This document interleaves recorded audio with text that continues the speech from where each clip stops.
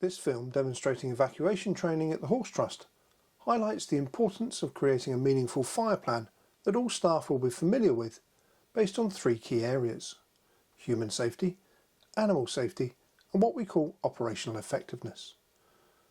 For this exercise, a simulated fire has started in a vehicle outside one of the barns. Due to the proximity of the stables and wind direction, this scenario will include an evacuation where animals are removed from a potential place of risk to a designated place of safety. But first, let's look at human safety. It is important that any fire warning system alerts everybody immediately and each team member responds appropriately. With the alarm activated, as their plan dictates, the office team immediately checks the fire panel to see where the alarm has activated. It's good practice to take a photo of the panel before leaving the building. This is to show the attending fire officer and may save time by avoiding any unnecessary trip to view the panel when they arrive. Everyone begins to evacuate on the sound of the alarm.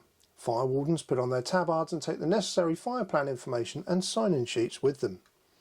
The staff then begin to sweep the buildings, offices and public areas to ensure everyone has left and are moving towards the assembly points.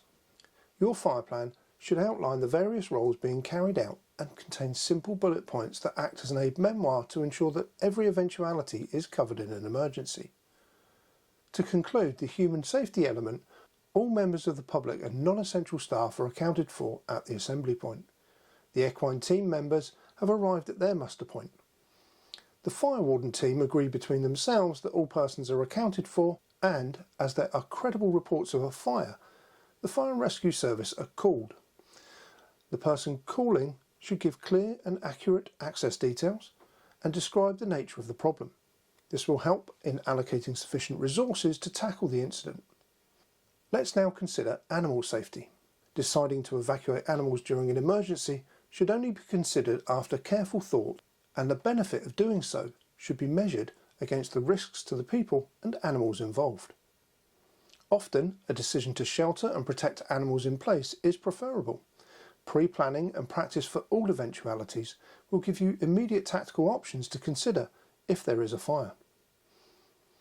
Here, the yard manager has decided it would be appropriate and safe to relocate some of the horses from their stables to a predetermined refuge to avoid unnecessary risk should the fire escalate. The team is then briefed to carry out a controlled evacuation. A predetermined refuge is used as identified on their fire plan. The animal evacuation team will always work in pairs or in groups. They will have the right PPE and they will know through their knowledge of the fire plan and the brief where those animals need to be taken. Once everyone is ready, the horses are evacuated one by one.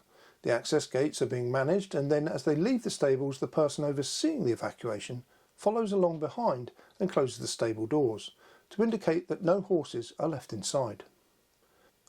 Now, as the human and animal side of the plan have been enacted, we can look at operational effectiveness. Ensuring that the fire service has rapid access to the site is essential. On this site, the gates are opened automatically via a phone call by a designated person.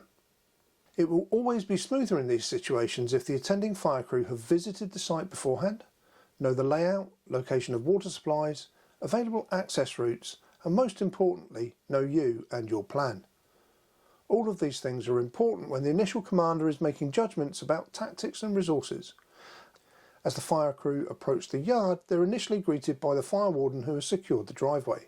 This is for 2 reasons. Firstly, to prevent loose animals from escaping down the drive, and secondly, to prevent any members of the public from leaving the site and hindering access of the attending crews. The appliance proceeds through the gate to the rendezvous point where they're greeted by the yard manager, who is clearly identified by his fire warden's tabard. The incident commander is shown a plan and given a description of the nature of the problem and what has happened regarding the people and animals on site. The fire crew can then relocate to a place where they can deploy resources, but also where they can access a water supply. In this case, there is a fire hydrant on site and immediately available for use. You can see that the fire hydrant is next to the fire information box and staff assembly point. The fire information box can be accessed by the fire crews if there was no one on site to greet them. In those circumstances, it would give them emergency contact details, a plan of the site, position of water supplies, animal housing and refuge areas, plus any specific hazards that a fire commander would need to be aware of. Remember, to own your fire plan, you need to plan and practice with your whole team. If you want to know more about creating your own fire and emergency plan, please visit the BARTA website and get in touch.